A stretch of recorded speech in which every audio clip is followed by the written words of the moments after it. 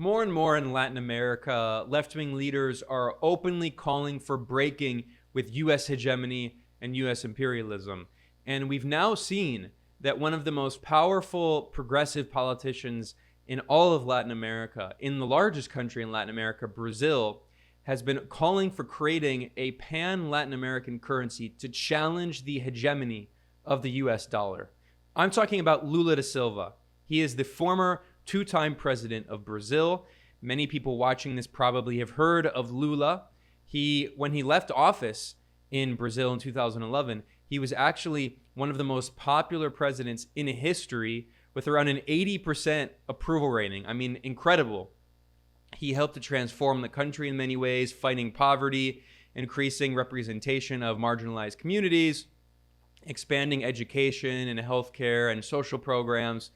There's criticisms of Lula, of course. He's not perfect. No one is. But at the same time, he also, when he was president of Brazil, he helped to create an independent foreign policy for Brazil and helped to create the so-called BRICS system, which is BRICS, Brazil, Russia, India, China, South Africa, which is another way to try to challenge the hegemony of U.S. imperialism and the financial hegemony of the Washington-dominated International Monetary Fund, the IMF, and the World Bank. So Lula is trying to come back to power.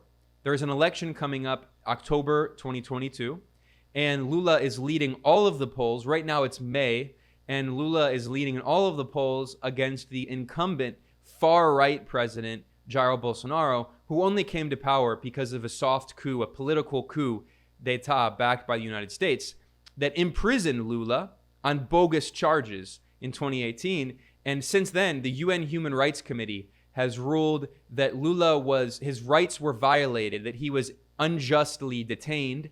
The Brazilian justice system has actually thrown out the charges against him, acknowledging that they were fake, they were politically motivated. It was part of a coup backed by the US and the far-right Brazilian capitalist oligarchy to try to imprison Lula to prevent him from being presidential candidate in 2018 and to allow the fascist Bolsonaro to come into power. Well, Lula is campaigning right now, and he has promised that if he becomes president and wins the October election, which he likely will if it's free and fair, that he's going to create a pan-Latin American currency to, as he says, to free ourselves from dependence on the US dollar. This is incredible. I mean, this is an absolutely huge political development. And here's an article I published at multipolarista.com. Brazil's Lula proposes creating Latin American currency to, quote, be freed of US dollar, quote, end quote, dependency. And he wants to call it the Sur, which means south in Spanish. Now, of course, in Brazil, they don't speak Spanish, they speak Portuguese. And in Portuguese, they say sul, but it's very similar. Sur, sul, means south.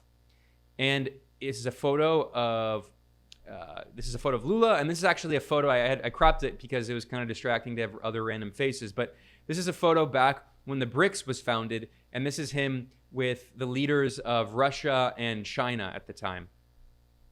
So he's the founder, one of the co-founders of Brazil's Workers' Party. It's the left-wing party known as PT. And he was president for 2 terms from 2003 to 2011. Now, in a rally on May 2nd, he gave a fiery speech, and Lula said, quote, "We are going to create a currency in Latin America because we can't keep depending on the dollar." And he said that his currency is going to be called the Sur.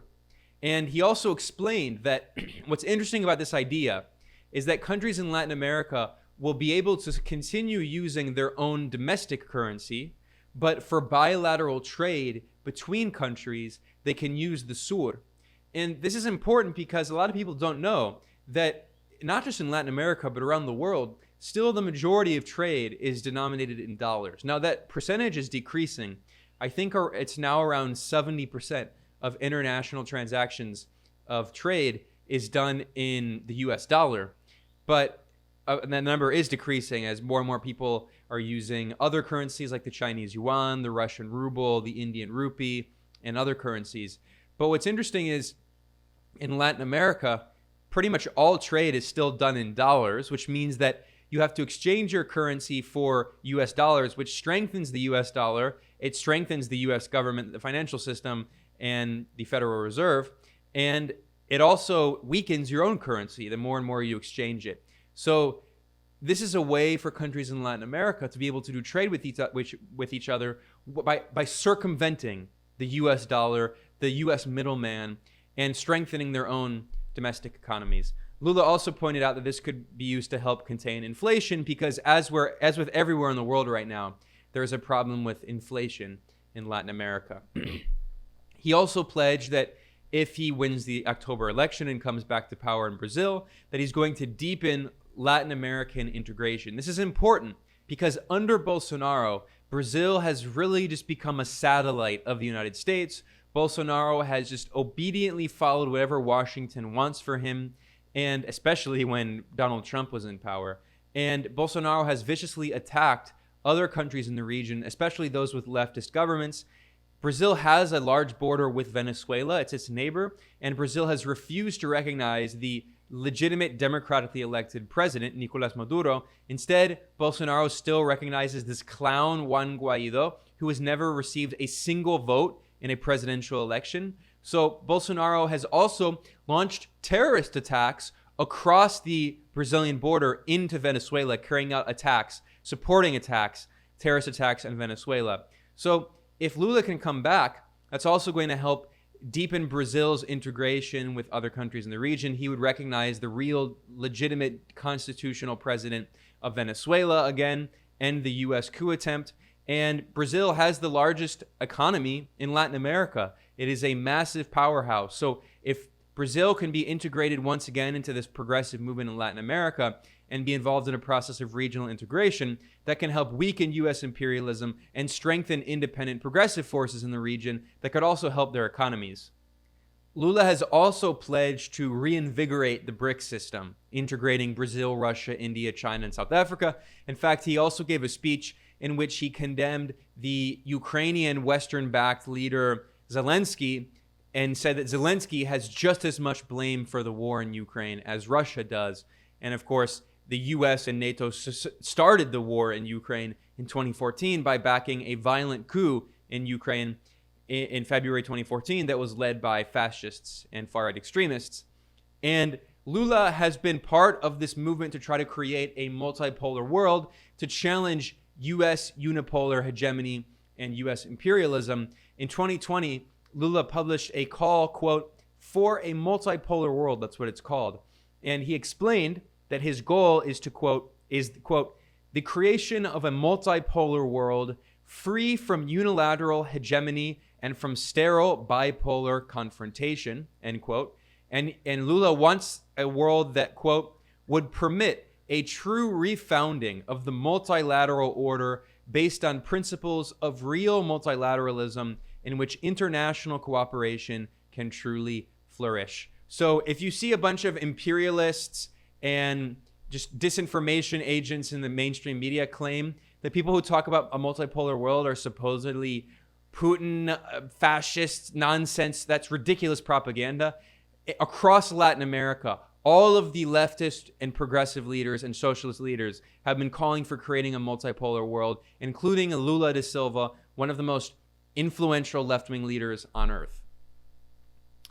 And I also talk in this article about something very important, which is another part of this history that is not that well known.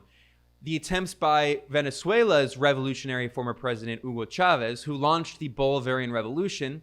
He also created a pan-Latin American currency, which had brief success, although, as I'll talk about in a second, unfortunately, it died out for reasons I'll explain. So Hugo Chavez created a pan-Latin American currency to break the dependence on the dollar, and it was called the Sucre. As I note, Lula's proposal for the Sur is definitely not the first time. For many decades in Latin America, leftist leaders have been trying to create a new currency to break with U.S. imperialism, just as Muammar Gaddafi, the Libyan leader who waged a revolution against colonialism and overthrew a monarchy and had a kind of socialistic model and an anti-imperialist foreign policy, who was killed, murdered in the 2011 NATO war, criminal NATO war that destroyed the country of Libya. Muammar Gaddafi had also tried to create a Pan-African currency based on gold, and that was one of the reasons for NATO overthrowing his government, destroying his government, murdering him brutally. And we have evidence, including documents from WikiLeaks, thanks to Julian Assange, who's a political prisoner because of this. We have documents showing that the right-wing French president, Nicolas Sarkozy, that he wanted to prevent Libya from creating this Pan-African gold-based currency. That was one of the reasons behind the destruction of the Libyan state. And today in 2022, there is still no central government in Libya. It is still a failed state 11 years later, with open-air slave markets for sub-Saharan African refugees. So progressive and revolutionary leaders who try to create currencies to challenge the dictatorship of the US dollar, there are very real consequences for them, as we saw with the constant US coup attempts against Hugo Chavez. So Hugo Chavez created the sucre, the currency, as part of this economic alliance that was called, it still exists, it's called the ALBA, the Bolivarian Alliance, the ALBA. And as part of this, there are numerous members, and still today, Venezuela, Nicaragua, Cuba, and Bolivia are members, along with numerous countries in the Caribbean. But at that time, Ecuador and Honduras were also members of the ALBA. And of course, the US backed a coup, a right-wing military coup that overthrew Honduras' democratically elected leader in 2009 and installed a right-wing puppet regime. And then after the socialist president of Ecuador, Rafael Correa, after he left office, there was basically a kind of soft internal coup. His former vice president, Lenín Moreno, ended up being a complete traitor, backed by the US, and he removed Ecuador from the ALBA and kicked out the headquarters of UNASUR, and he basically just did whatever Washington wanted him to do to derail attempts at Latin American regional integration, which is what the U.S. is scared of most of all. The U.S. does not want Latin America to integrate, just as the U.S. empire has waged brutal genocidal war on the Pan-African movement, killing, torturing, kidnapping, destroying any leader of the Pan-African movement. Similarly, the U.S. has been doing something very similar, waging this brutal terrorist war against leaders of the attempt to integrate Latin America as a bloc, because the U.S. understands that divide and conquer is an effective imperial strategy. And if Latin America can unify, we're talking about over 1 billion people. We're talking about tons of natural resources, including oil, including agriculture, including lithium. The majority of the world's lithium is in South America. So the U.S. understands that if Latin America can unify, that would be a major threat to U.S. imperialism, and it has waged a brutal scorched earth war on any progressive and revolutionary leaders in Latin America who have been involved in these attempts to integrate the region. It's also why the U.S. backed coups, not only against Hugo Chavez, but also against Lula da Silva. Unlike Hugo Chavez, Lula da Silva is not a socialist. He's not a revolutionary. He's a progressive. But the U.S. still backed 2 different coups, political coups, against the Workers' Party, against former President Dilma Rousseff, who was the democratically elected president after Lula, and then also a coup against Lula himself to imprison him to make the fascist Bolsonaro president. Now, in 2009, these members of the ALBA adopted the sucre. This is the pan-Latin American currency, and that includes Venezuela, Nicaragua, Cuba, Bolivia, and Ecuador. And you can see here the photo of these leaders in Cochabamba, Bolivia, in 2009. And this is the tropical region known as the Trópico, and that's where Evo Morales' base is for the Coca movement and the Campesino movement and the organized peasants and farmers, and the base of his party, the Movement Towards Socialism Party. You can also, of course, see Hugo Chavez, Rafael Correa, and other leaders from Latin America and the Caribbean as well, because the Caribbean is also an important part of the Bolivarian Alliance. Now, sucre, that term, was an acronym, and in Spanish it means the unified system for regional compensation.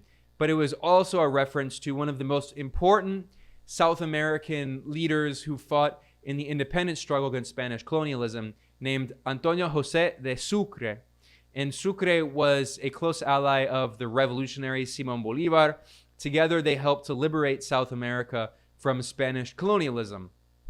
So the Sucre was used by these countries to do trade with each other.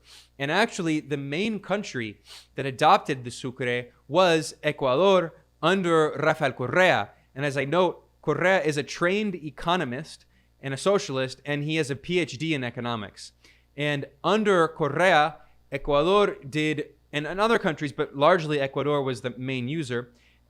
Ecuador, they used the currency to do trade with Venezuela, with Bolivia, with other countries. And at its peak, the Sucre was used for more than $1 billion in bilateral annual trade in Latin America. So a pretty significant amount.